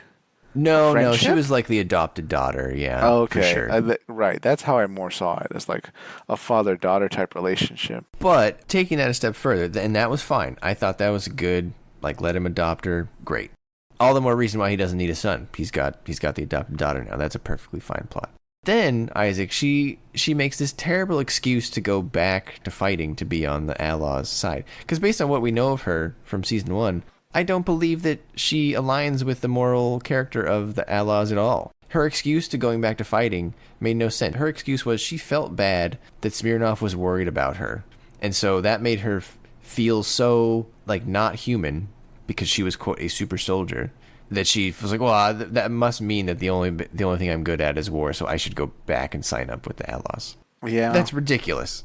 Yeah, it pretty much is. And especially since, like, it takes her away from him since he's in the regular military. Right. You think they would have been, like, a squadron together or something, but whatever. They needed plot development. Well, that's my point. They did it because they needed the plot development, and that's not a good a good reason to do it. Right. Like a lot of things in this season, it wasn't perfectly done. It wasn't even well done. Ribbon's comments that Memento Mori wouldn't have been built, at least as quickly, without, what's her name's help? May? Oh, Wong Lu Mei? Yeah. Yeah, what's her deal? I don't know. Why is this character in the show? She went from being, like, an ally of Celestial Being to, like, essentially throwing her lot in with Ribbons. I don't remember that line. So, like, Yeah. what did she do? Did she give him information, or... She's got money and stuff, She right? got money? They mentioned before she's the heir to some fortune or something or whatever. And then even in the Outlaws, I think there's a scene on a carrier when they're sending out the aquatic mobile suits that they were helped develop by her through her donations or something like that. So she's throwing money around to get a lot of weapons and stuff done. I think she thought she'd be part of the controlling elite of the new world, but Ribbons kind of puts her in her place and says, even you'll be replaced. I felt her and Hong Long were superfluous, and they should have just been cut from the show. Yeah, especially this season. Let's see. We had Captain Buzzcut, who dies attacking the asteroid base. I don't know if you remember, but that asteroid base attack, they're attacking the Catharon asteroid base. It reminded me a lot of the asteroid attack in Gundam X. Oh, wow. That's a bit of a reach. It's been 20-something years since I watched Gundam X, so I might need to refresh on that asteroid attack. But oh, boy. I'm going to say the Gundam X asteroid attack was better. Yeah, it might have been. What did they use? Did they use nukes? They might have. I don't remember. I feel like the Outlaws should have protected Memento Mori more. It always seemed like they only had, like, a handful of ships protecting each Memento Mori. With the resources that the Federation has, it should have been like a fleet of hundreds, Yeah. But no. The coolest taking out of Memento Mori, I feel like, was the one with Lock-On, where they did the huge missile strike and then, like, it cracked open the armor and there was like this tiny little, I forgot what they called it, the flux capacitor. Oh, yeah. They did the Death Star trench run. Pretty much, yeah. And only Lock-On can hit it. Right. That was pretty cool. No, I agree. I thought it was a good battle. It was very engaging. And to your point, Yeah. I think my general thought on Season 2 is Season 2 had more stakes. I liked it more than I remembered, and it was more engaging than Season 1 because the sequence of events that they created, it was very good. I just disagreed with a lot of the foundation on which all of those events were happening, if that Right. makes sense. Yeah. But they had the assault on Memento Mori, the orbital elevator collapse, even the opening episodes of getting the band back together. Those were all pretty well done. They were different Season 1. Memento Mori itself was pretty cool. I liked that. I might have answered my own question, though, because as we already established, they can kind of pump out Memento Moris as they need them. So maybe the logic is we really don't need to defend it with, like, a huge fleet. Yeah, that's probably true. Yeah. Also, too, some of the shenanigans that Celestial Being used when they destroyed maybe it was the first one or the second one. Like, they can't really defend against, like, the Ptolemy quantizing out of the way or whatever. Right, remember they shot him, but then, like, they used, like, the whole ship used Trans Am and it just moved out of the way. Yeah, quantizing. Like, the whole quantizing thing, the show really lost me there. I don't like the quantizing thing. The teleporting thing, that's ridiculous. Yeah, it happens at the end, too, when Ribbons is fighting Setsuna. And It does. Yeah, and the Ribbons is like, oh, he quantized or something. Yeah. Quantumized. It happens there. It happens, Setsuna does it before that. Lock-On even does it once. The whole ship does it when they're doing the trench run, right? Aren't they going to get destroyed or something and they Trans Am out of the way or whatever? I was like, I don't like that. I know that's subjective, but the show really lost me there. I like the more tactical stuff, That just kind of seems a little Superman did it kind of thing, Yeah. I don't know. There's a scene where Ian gets hit in the hangar bay. Ian was one of the few characters that I kind of liked. Generally, he seemed kind of cool. I liked Ian. So I'm glad he made it out okay. Yeah. He was a little sexist though, right? When he was talking about a new, he's like, yeah, and she looks great too. And like his wife was right there. I was like, oh, this is a little awkward. That's what she likes about him, that he just says what he feels. Yeah, I guess so. Let's see. This is the only series, and I'm talking about Ribbons and Setsuna, where someone was in a situation where they requested a Gundam be returned to them because they felt it belonged to them. I've never seen that in any other series. It was very odd. Yeah, I agree. It's a little strange. Right. Yeah, can't you just make one ribbons? Like, God. Kind of related to that, like Setsuna idolizes the O Gundam, right? Because he saw it when he was little. Like he remembers that reactor. Mm-hmm. Did he not ask who was in the O Gundam before the end of the show when Ribbons reveals that it was him? No, I don't think he ever asked. But isn't that kind of weird? Yeah, but I don't. Maybe he knew at that point. Like, there's no point in asking because it would only have to be one of the innovators. Yeah, it just Couldn't feels be like he Aeolia. should. Like Celestial Being's not that big of an organization. You feel like he'd be like, "Hey, who was the one piloting that? Can I like meet the person and tell him thank you?" Yeah. Something else this series shows is when the Outlaws are fighting the Gundams, they use kind of these electricity shocker things that show up a lot in mobile suit combat. Oh yeah, yeah. I just always note how it's kind of weird that like the Gundams can take laser damage and stuff like that, but when it comes to electricity, oh boy, they never got a way to protect the pilot from like being shocked by electricity. Yeah, they don't know how to rubber insulate your cockpit, I guess. No, the shields can take lasers, but they can't take electricity. Let's see. Smirnoff and his son, why didn't he mention it? Well, because the writers hadn't thought of it. Yeah, that's kind of what I took. Let's see. Memento Mori, are we to assume there's one over each orbital elevator? No, not really. It looks like they only put them to where they needed them. Yeah. What about Ali, Isaac? He was like your favorite dude in season 1. He was like hardly here in season 2. What a waste. Yeah, he really took a backseat and not for the better. His fight at the end was way too brief, and the way he went out was, it felt like Setsuna should have been the one to do that, not just because of their connection, but because being killed by the pistol by Setsuna would have been the other side of the coin for Setsuna using the pistol to kill his own family on Ali's orders. Yeah, I think you either kill him off in season 1, Yeah. if you're not going to use him in season 2, and have Setsuna do it, or if you keep him to season 2, he could at least be some visual reason why Setsuna changes into an innovator. He could have him dead to rights with the pistol and refuse to kill him, and then he undergoes the change, something, forgiveness, etc. Expanded consciousness, something like that. He showed up for the middle fight with Setsuna a little bit, and then at the end to fight Lyle. If you take him out of season 2, then I guess Lyle has no opponent at the end, but then that just means Lyle was superfluous altogether. Yeah. But yeah, I think that was a big waste. Like, he was kind of like our main big bad in season 1, and it feels weird they invested so much in him in season 1 and then just kind of kill him off just to kill him off. Because he's one of those characters that is going to die by the end of the show. Right, yeah. It felt like checking a box to me. Yeah, he kind of got reduced to a guard dog rather than like a Shaw role, Yeah. But, oh well. Let's see. Ribbon's eyes only go into glitter mode when he's thinking. Like, what was the rule about, like, the glitter mode? Yeah, there was no walnut to tell you when it was going to happen. No, it was used for, like, telepathy, but also when, like, he's just giving a speech. So, yeah, I thought that was interesting. There were no rules with that. I don't think there was a rule. I think they were just playing fast and loose. There's that scene when they're taking out one of the Memento Moris, and they just use, like, a giant beam saber from the ground. Oh, yeah. But they shoot it next to the Memento Mori, and then they start cutting in. Like, wouldn't it have made more sense to just line it up and then, That's a good point. That's a good point. Yeah, you have the tip of the beam saber go through the Memento Mori rather than, cutting through before they ran out of power. So that was very poor thinking. Yeah, I'm trying to think if there's a reason why that makes sense. Because Gundam beam sabers, they're not lightsabers in the sense that they're light. I believe that they are like a superheated plasma type of thing.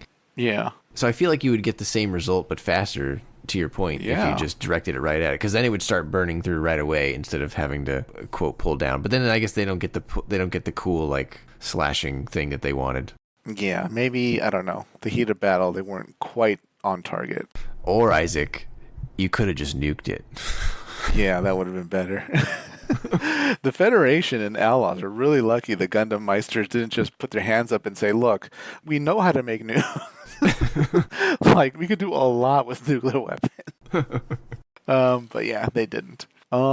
This is one of the only series, if not the only series, where we have a very dark-skinned character as the head of the Earth Federation and the head of what is essentially the villainous faction. We almost never see very dark-skinned characters, Brian, so I thought this was very interesting. I guess this was a good chance to... He's gone by the end of the series. So Yeah, that's true. he gets replaced. It's a good series to do it because there is so many characters and so many factions, so it does at least give the opportunity, right? Right. And again, this series came out in what, 2007, 2008? That's right, yeah. So who else was a president during that time? Oh, there you go. Well, you got to look back, but it's pretty clear. That may have been a little progressive, Isaac, but you know what wasn't progressive? Uh-oh. What? Again, Marie, Soma, whatever you want to call her, she joins the team, right? You know what they don't give her, Isaac? They don't give her a Gundam. Of course they don't. They give her a gym that kind of docks with a Gundam that is like literally saying, hey, you're part of the team, but you're not equal. You're dependent on a man. Exactly. Your thing literally docks with the man. And you know what? I liked her suit. It looked okay. It was fine. I mean, I wouldn't buy it or anything, but it was neat. But at the same time, you should have just given the girl a Gundam. Then we could have had 5 Gundams. Yeah, man. Could they make it pink like the one for Kigali? Oh, Jesus. What do you think of Anu's little surprise attack on the bridge of the Ptolemy where she took them hostage? I mean, I saw it coming a million miles away. So was she doing this of her own free will, or was she like possessed by Ribbons Allmark? No, she was possessed by Ribbons. Okay. Yeah. So Lock-On did have a point. New Lock-On did have a point that she was going to become a new person. Literally. Well, I mean, he saw her, though, have the googly eyes, and he did nothing about it. He knowingly was like, well, maybe it just, it'll work out. That's a terrible thing to assume in his position. Oh, boy. Okay. Do you think this like thing with the naked souls floating in limbo with the glitter, is this like something we're not grasping that's like part of Japanese culture? Like it refers to like a Japanese purgatory or something that we don't know about? Or is this just something Gundam specific? I think it's just their way of, representing expanded consciousness, whatever you want to call it. It's that concept of like an ethereal existence that's, greater than yourself. I don't necessarily have a problem with it all the time. Obviously, the Universal Century does it. The Seed has done it to some extent, not quite as direct as it was done in this show. Maybe what was out of place a little bit in this show is that they were more direct about it. I feel like in the UC, when it happens, it's happening in people's minds, sort of. But here, there was an actual system that like engaged it, right? Everyone could do it, so that's a little different. Okay. For better or worse. But if you're talking just about the depiction, I don't have like that much of a problem with it, other than to your point of like we've seen this kind of a lot, and so to kind of keep doing it is a little tropey. But at the same time, I don't know that they care about our opinion on that, because I don't think they made this for like Universal Century fans. Right? In their mind, they're thinking, well, I can't take into account that they've seen this a million times. I really care about the people that haven't seen it, because to them, they're not going to care what happened in, the other Gundams. So maybe for a lot of people, this is the first time they've seen that, and they're like, oh, that's cool. Like, I get it. So I could see it that way, but... Yeah, good point, man. Let's see. So...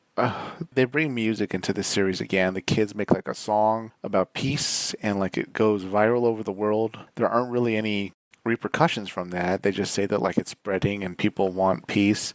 So I thought that was very interesting, and it kind of they almost lack us the princess. All they need to do is make her start singing. Yeah, I mean they do, but feel like they never went all in on Marina. Yeah, I feel like she should have had a stronger romance with Setsuna or something. Yeah, absolutely. That could have worked. They already had their connection in the first one where they met, and she knows he's from their land because he clearly does not look like a Japanese man. No, apparently he looks so Middle Eastern that you can spot exactly where he's from by driving by him at 50 miles an hour. What a bad cover, too. Like, that guy walking in, my name is Takeshi Tagomi. You look at him and be like, you are not from Japan. Sir, I may be American, but I'm not that dumb. You have to step on the security line for a security screening. Let's see. I liked when Haro inside the Throne Gundam like kind of turned evil and turned around. Oh, yeah. And I was like, it turned into Ribbons, really. Yeah. It's like, you're a bad person too. Yeah, Evil Haro was cool. I liked Evil Haro. Yeah, I like the Outlaw ships. They had a very kind of sinister flying knife design to them. Oh, yes. Yeah, we haven't talked about Mecha. Did you enjoy it? There was a lot more designs in this in the back half. Is there any that spoke to you, either positively or negatively? They're definitely more of an improvement. I definitely didn't like the Gagas. The Outlaws had some decent ones. Again, Mr. Bushido, his first one was great. Outside of that, though, no, it feels very, very Seed to me, where we had some largely mediocre designs all around. How about you? I did not really like any of the main Gundams, the Celestial Being Gundams. I know a lot of people love the Double O Gundam, and really the Exia Gundam looks very similar. I do not like the Double O Gundam. I do not like the silhouette with the added O riser on the back. I mean, you know me, I'm not a big like backpack guy. Like, yeah, is it supposed to look like a cloak or something? Is that the logic? It just seems like a bigger target to hit to me. Like, how did no one cleave off one of those reactors in the middle in all this stuff? Not just that, but like even in the first one, it's a bad design having like that dome sticking out the back. It throws it off. Like that Gundam can't lay flat on its back compared to almost every other Gundam. Oh, that's a good point. I never thought about that. I know a lot of people love it though. I mean, it has a perfect grade, so obviously it's a lot of people's favorite Gundams. But I didn't like the other ones too much. I did like my favorite designs from the show were actually not the Gagas, but I did kind of like the later Innovator suits. Primarily the one that a new piloted that was like a teal color, had a sword. It was called like the Goddess, I think. Oh, okay. And the one before that called the Garazo. Those looked very Tekka-man-ish to me in a good way. Mm-hmm. I actually really liked the Reborn's Gundam. It had like two sides. One flipped was like a gun cannon. I thought that was a big improvement over Alejandro's golden gem, from season 1. Did you like the Gundam that had a giant Gundam face?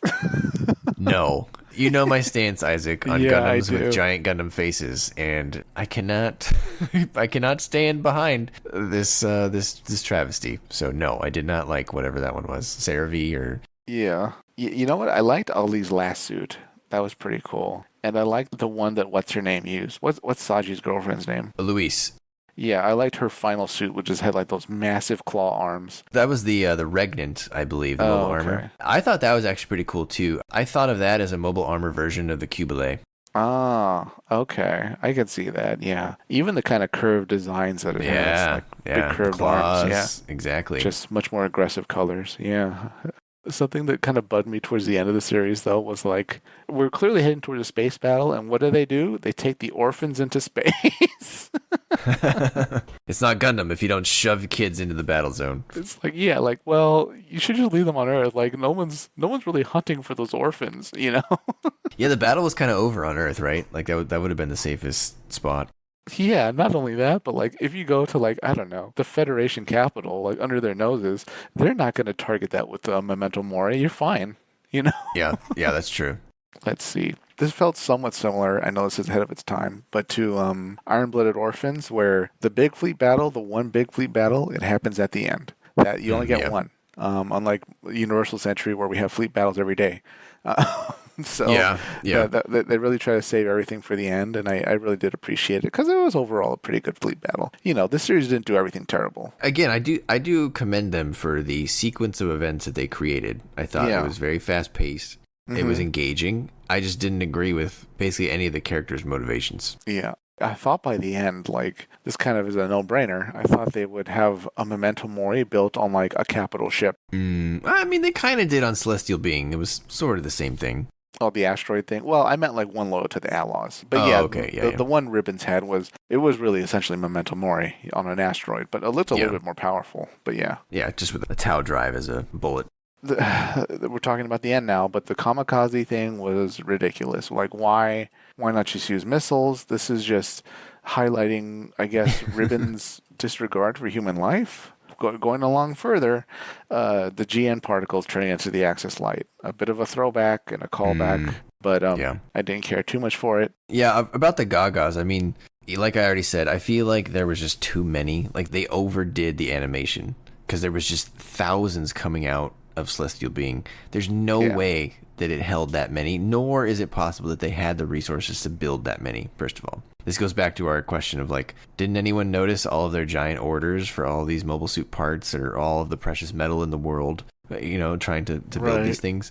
I think one thing that, like, really was evident as the show went on, this show has a really bad case of, I mean, every Gundam show does this, so it's not like this is unique to this show in particular, but that one trope, I forget exactly what the trope is, but like it's like the Mook syndrome, right? Where things are really hard to beat in the beginning, and then towards the end of the show, they just blow them up like they're nothing. Yeah. By the end, the Jinxes and everything that the Aloths were using, they were getting destroyed in one hit. But 20 episodes ago, it was hell on earth to destroy one of those things. Yeah. So what happened? And then the same with the Gagas. There were thousands of them. Shouldn't they be roughly equivalent to Jinx? If there's thousands of them, like, we're gonna lose.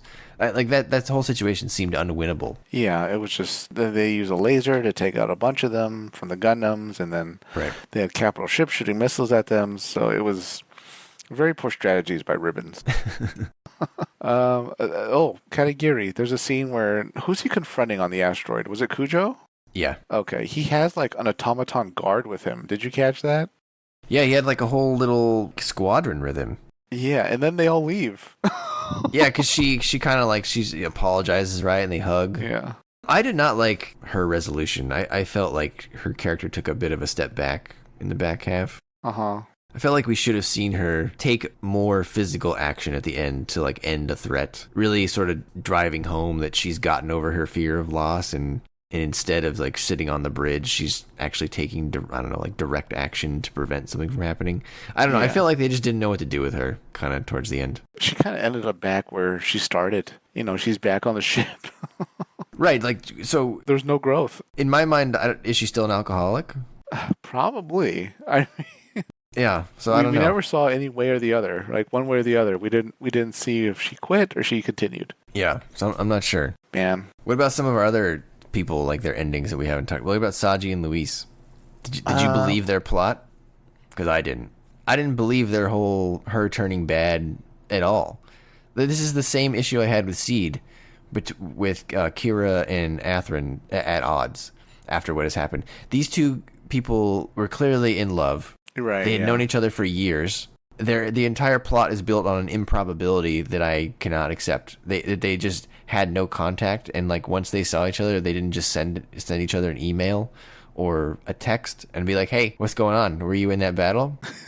They could have been resolved. Like, why are they not talking to each other? This doesn't make any sense to me. I don't know. That's one of the weaker endings I felt compared to like some of the happier ones we got. You know, like Colasaur and Mannequin. That was hilarious. I mean, I wasn't like a huge Colasaur fan, or really even the Mannequin fan, but that was a pretty funny ending. Even Allelujah and Marie joining a hiking group was kind of silly. I thought, like, it made me laugh. Like, of all the endings, like that, I wouldn't have thought like them going on a hike would be one of them. You know, going camping, backpacking across the ruins of the world. I liked that they had a happy ending. I didn't mind their story. I just felt that it was resolved halfway through the season, so there wasn't really any tension too much with them, other than I guess Soma came back at the end.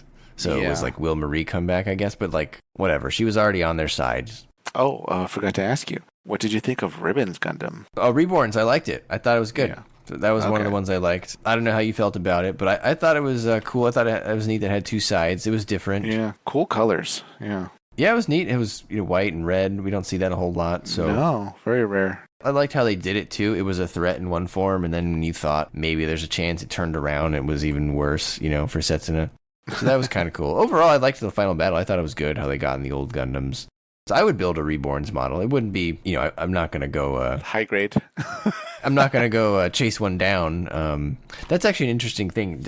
Did you know, Isaac, there's no master grades of basically any of the Season 2 suits other than like 00. Wow. Yeah, all the master grades. There are master grades for 00, but I'm pretty sure they're all the Season 1 suits. I wonder why. Maybe one side of the fan base is right, and the numbers really weren't on 00's side. So Bandai said, we're not even putting money into these suits, and it's not happening.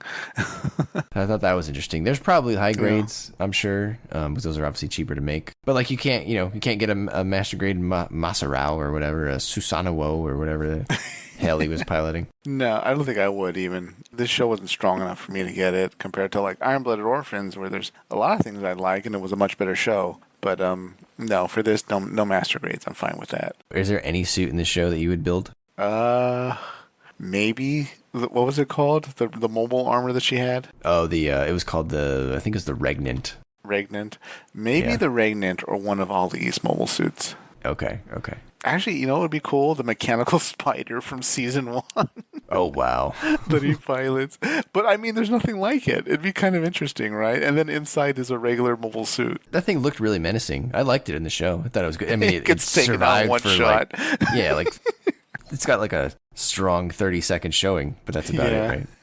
Okay, my last thing is the show ends with the Federation deciding to give freedom back to the Middle East and Azerbaijan, and they bring in members of Catharon into the government, which is like, what? Yeah, that seemed a little far-fetched from reality. Right, yeah, especially since the Federation this whole time is trying to unify the world, so giving freedom back to any part of it kind of makes you take a few steps back. But whatever, they have to do their obligatory happy ending with peace and things going back to normal. And those are all my notes for this interesting, kind of wacky series. Definitely an improvement over the season 1, but man, season 2 was it left much to be desired. What are some of your comments and notes still about either the suits or the characters or anything else you wrote down? One thing I thought about after the fact was that the season 1 ending is actually pretty similar to the season 2 ending. I think that's a little not great. It's a little Prometheus. Setsuna fights Alejandro in a gold thing that he's never seen before. Season 2, Setsuna fights Ribbons in a gold thing that no one's seen before. Like, we kind of just did this with Alejandro, and maybe Ribbons isn't a great character, but he's much more interesting than Alejandro was. So why did I care about Alejandro? Why was he in this show? Like, Alejandro was sacrificed for Ribbons to ascend, but we could have just started with Ribbons. I rather would have just spent 20 more episodes learning about Ribbons' stuff with Aeolia. So it just made me question why we had so much time in season 1 without Ribbons. Like, why was Alejandro in the show at all? Right, especially since they were essentially mirror images as far as their purpose for wanting to rule the world and be behind these conspiracies. Ribbons really didn't come off as a big bad, really. He really felt like Alejandro's apprentice in the first one. So now in this one, I felt like he lacked menace behind him. It almost would have been better if there was revealed that there was, like, I don't know, a second computer that he built, What would it be called? I don't know. Diva or something instead of Veda. Yeah, Iron Fist. I don't know. Whatever. And, what's the opposite of Veda? A dev. It's called a dev. Yeah. Yeah, I'm saying Diva. Diva, yeah. He built Or Diva. Deva, yeah. He thinks he's controlling Diva, and then at the end they revealed that, oh no, Diva was controlling him. And his eyes do like all the the crazy stuff, and he gets into a mobile suit, and that would explain why all the kamikaze stuff, right? Because the computers actually control. But whatever, we never got that. Instead, Ribbons is just an Alejandro with like androgynous clothing. Maybe they wanted some mystery with Ribbons, and that's why they waited so long. What would have helped the show is if Anu had been there from the beginning. By the time she's introduced, you already know she's an innovator right away. So there's no tension with that reveal. There's no surprise. But had she been part of Ptolemy from the beginning, that would have been a lot more impactful if she died and was revealed to be under Ribbon's control, revealed to be an Innovate. You would suspect her less if she'd been there the whole time. Yeah, man. And so I think that's related to the whole Ribbons thing, because I feel like they didn't really flesh out, and I could be wrong again, but it feels like they didn't really fully understand where they wanted to go with the Innovator plot until the second season. And I feel like the show could have been served better if they had planned it all out. Really, what would have served us better is the reveal at the end of what Aeolia's full plan was. And like, did Aeolia know that there would be an Alejandro character who would essentially be cooed by a Ribbons Allmark character, who would have his own almost near coup by a Regina character, and then who would then be killed by the true celestial being, which was everybody on the Ptolemy. Right. It's such a chain reaction of people thinking they're in charge and being killed. Thinking they're in control of Aeolia's plan and being killed. Just do like an episode where Aeolia tells us the plan. Well, and they had the perfect opportunity in season 1 with Saji's sister. All of that could have been revealed throughout her investigation, but they killed her off and they stopped the investigation because that's what she was investigating, remember? Aeolia. Yeah. That was the viewer's link to the background lore of the show, and then they stopped and they didn't do it. The writer said no. This is as far as you get. Yeah, I guess so. And then my last thing is that, this show, out of all the other alternate universes, I feel like they tried the hardest to replicate the new type concept in terms of empathy and understanding by this whole, like, I'm going to become an innovator. And the purpose of that is we're not going to bring our war baggage with us, and we're going to have this expanded empathetic consciousness type of thing. And I don't necessarily have a problem with that. I just think if you leave it there and you say, you know what, we solve this and it's going to be good in the long, long, distant future when someday we might meet some aliens. But aliens show up 2 years later in the movie, and that seems very, very convenient. So I don't really like that. And if we're really going to do that, I gotta have a more introspective protagonist that has a lot more spacey type opinions than Setsuna. Like, if you're telling me Setsuna is our ambassador to aliens, I don't know, man. He's a terrible choice. Yeah, does Setsuna have a cosmic perspective on life that would make, Carl Sagan proud? Because I don't think he does. He's traumatized. He's only worked as a Gundam pilot. He's way too young. He's damaged goods. He can't be the representative. And if we're not taking war into space, if that's the whole point of Aeolia's plan, my God, why are people who've all they've done is be involved in wars kind of our little vanguard, no pun intended, into space? It's a pretty silly plan, especially as we come to see that in the new movie, there's a lot of conflict, even if it's not called outright war. It feels a lot like a war. Right. And I mean, maybe someone would make the argument like you don't get to choose who your ambassador is, and that's fine. We should. But maybe I would say my response to that would be, I could even still have him be that, but he needs to give me more as the main character to tell me why his perspective has shifted. Because I'm an innovator now, and I felt like I was like, okay, I still don't understand how it happened really. But did you notice, Isaac, before I give my rating? Sure. The same person who voices Setsuna in the dub also voiced Amuro in the dub. I don't know if you caught that. Sorry, buddy. I listened. I didn't catch it. Are you sure? I am positive. And wow. he, I believe it's Brad Swale, or I don't know how to pronounce his last name. But season 1 Setsuna didn't sound like Amuro at all. No. But season 2, 5 years later, he definitely had a few moments where I was like, oh, I can hear the Amuro there. Wow. And I feel like they maybe chose him on purpose because, again, this show tends more towards that new type outlook a little bit, or at least that seems to be the intention. So I wonder if that was done on purpose. Or maybe he was just, the guy available for the job. So good point. Yeah, maybe it was. I completely missed that. No, I didn't hear that in my head at all. It was a good unique portrayal. I felt a bit monotone in this second season, but yeah, I didn't catch the Amuro. Wow. Well, he doesn't have a whole lot of lines, to be honest. So True. Overall, I enjoyed the dub. I thought the dub was really good. I had no problems with it. Yeah, definitely. I felt like Ali had the funnest time with his voice. That's probably true. Yeah. All right, so my overall opinion, I think it was a elaborate, carefully crafted, and well-executed plot, but it didn't take me with it. I didn't find the characters engaging, and the show for me feels a bit artificial. It feels too purposely crafted to hit too many demographics. I admire its attempt to sort of emulate or expand on the new type concept. I applaud its use and demolition of the space elevator and working it into a super weapon. Overall, the mobile suits designs were not a hit for me. I think a good series requires both a well-executed and well-designed plot along with memorable characters that you care about, and this lacked the character aspect for me. But I understand why people would like it, especially if this was what got you into Gundam. But to me, it doesn't have the vibe of Wing or the character charm of Seed, and that makes it less memorable than either one, I think. Mm-hmm. People love those two series, but I would say their plots are in worse shape than this series' plots, if I include Seed Destiny. So in the end, I think what I'm saying is I think characters count more, because I have no desire to revisit these characters again, Isaac. But Brian, the prequel mangas. But Brian, the side story mangas. Yeah, for those of you who love this show, you're in luck, because there's a pretty decent amount of prequel and sequel lore, that you can go read in the mangas and stuff. But Brian, the source material. Yeah, you're completely disregarding the source material.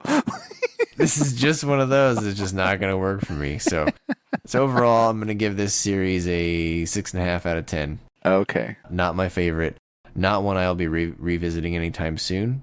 But I understand why people would like it. But I hope that I have explained why I don't like the show. Because as you saw, the only characters that I think I liked by the end were Tieria and Smirnov. And I did not like Smirnov's son. And then to an extent, Allelujah and Soma. But I don't really know what quantum brainwaves do and why they're a super soldier. So I see. There you have it. All right. Well, I respect your decision, and I'm somewhat in sync with you with my own chart scale. This series is very serviceable. It's an okay Gundam series. Could have done a lot of with more improvement, I feel like. Could have been done better.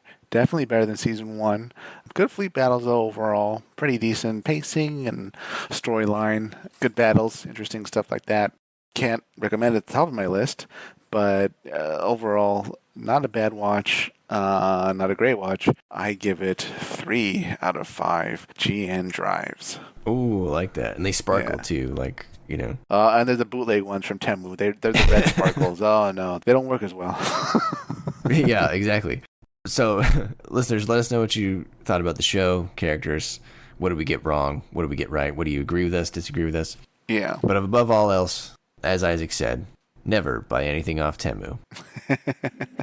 And don't trust innovators. Yeah, they'll get you. Especially when their eyes go all Anakin Skywalker on you. Yeah, oh boy, that's bad. Take us away, Isaac. All right, listeners, before you go to sleep tonight, stand next to your bed, put your hands together, get on your knees, look up at the ceiling, and hail celestial being. Good night, everybody.